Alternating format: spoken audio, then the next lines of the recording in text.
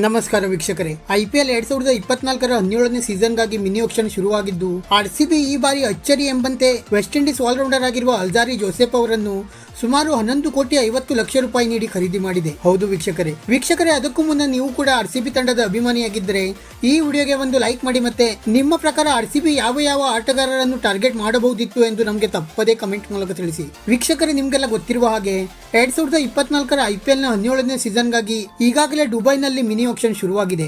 RCB ಈ ಬಾರಿಯ action ನಲ್ಲಿ ಮೊದಲನೇ ಆಟಗಾರನಾಗಿ ವೆಸ್ಟ್ ಇಂಡೀಸ್ ಆಲ್ರೌಂಡರ್ ಆಗಿರುವ ಅಲ್ಜಾರಿ ಜೋಸೆಫ್ ಅವರನ್ನು ಸುಮಾರು 11,50,00,000 ರೂಪಾಯಿ ನೀಡಿ ಖರೀದಿ ಮಾಡಿದೆ. ಅಲ್ಜಾರಿ ಜೋಸೆಫ್ ಅವರು ಈ ಹಿಂದೆ ಗುಜರಾತ್ ಟೈಟನ್ಸ್ ಪರ ಆಡಿದ್ದರು. ಆದರೆ ಈ ಬಾರಿ LSG ಮತ್ತೆ RCB ನಡುವಿನ ಜಿದ್ದಾಜಿದ್ದಿ ಪೈಪೋಟಿಯಲ್ಲಿ RCB ತಂಡ ಅಲ್ಜಾರಿ ಜೋಸೆಫ್ ಅವರನ್ನು 11,50,00,000 ರೂಪಾಯಿಗೆ ಭಾರಿ ಮೊತ್ತವನ್ನು ನೀಡಿ ಖರೀದಿ ಮಾಡಿದೆ. ಆಲ್ರೌಂಡರ್ ಆಗಿರುವ ಅಲ್ಜಾರಿ ಜೋಸೆಫ್ ಅವರು ಕೆಳ ಹಂತದಲ್ಲಿ ಸ್ಫೋಟಕ ಬ್ಯಾಟಿಂಗ್ ನ ಜೊತೆಗೆ ತಕ್ಕ ಮಟ್ಟಿಗೆ ಬೌಲಿಂಗ್ ಕೂಡ ಮಾಡುತ್ತಾರೆ. ಆದರೆ ಇವರು ಅಷ್ಟೊಂದು ಇಫೆಕ್ಟಿವ್ ಪ್ಲೇಯರ್ ಅಂತೂ ಅಲ್ಲ. ಆದರೂ ಕೂಡ RCB ಇವರನ್ನು 11,50,00,000 ರೂಪಾಯಿಯ ದೊಡ್ಡ ಮೊತ್ತವನ್ನು ನೀಡಿ ಖರೀದಿ ಮಾಡಿದೆ. ವೀಕ್ಷಕರೇ, ಈ ಖರೀದಿಯ ಬಗ್ಗೆ ನಿಮ್ಮ ಅಭಿಪ್ರಾಯವನ್ನು ನಮಗೆ ತಪ್ಪದೇ ಕಮೆಂಟ್ ಮೂಲಕ ತಿಳಿಸಿ. ಮತ್ತೆ ಈ ಬಾರಿಯ ಆಕ್ಷನ್ ನಲ್ಲಿ ಆಸ್ಟ್ರೇಲಿಯಾ ನಾಯಕ ಪ್ಯಾಟ್ ಕಮಿನ್ಸ್ ಅವರು ಸುಮಾರು 20 ಕೋಟಿಯ ದಾಖಲೆಯ ಮೊತ್ತಕ್ಕೆ SRH ತಂಡಕ್ಕೆ ಸೇಲ್ ಆಗಿದ್ದಾರೆ. ಇದು IPL ನ ಇತಿಹಾಸದಲ್ಲಿ ಅತಿ ಹೆಚ್ಚಿನ ಮೊತ್ತಕ್ಕೆ ಮಾರಾಟವಾದ ದಾಖಲೆಯೂ ಕೂಡ ಹೌದು. ಮತ್ತೆ RCB ತಂಡ ಎಕ್ಸ್ಪೆಕ್ಟ್ ಮಾಡಿದಂತಹ ಸಚಿನ್ ರವೀಂದ್ರ, ಗೆರಾಲ್ಡ್ ಕೊಡ್ಜಿ ಮತ್ತೆ ಶಾರ್ದೂಲ್ ಠಾಕೂರ್ ಅವರು ಕೂಡ ಚೆನ್ನೈ ಸೂಪರ್ ಕಿಂಗ್ಸ್ ತಂಡದ ಪಾಲಾಗಿದ್ದಾರೆ. ಸದ್ಯಕ್ಕಂತೂ ಕಂಡು ಬರುತ್ತಿರುವ ಹಾಗೆ RCB ಪಾಲಿಗೆ ಈ ಬಾರಿಯ ಆಕ್ಷನ್ ಅಷ್ಟೊಂದು ಪರಿಣಾಮಕಾರಿಯಾಗಿ ಕಂಡು ಬರುತ್ತಿಲ್ಲ.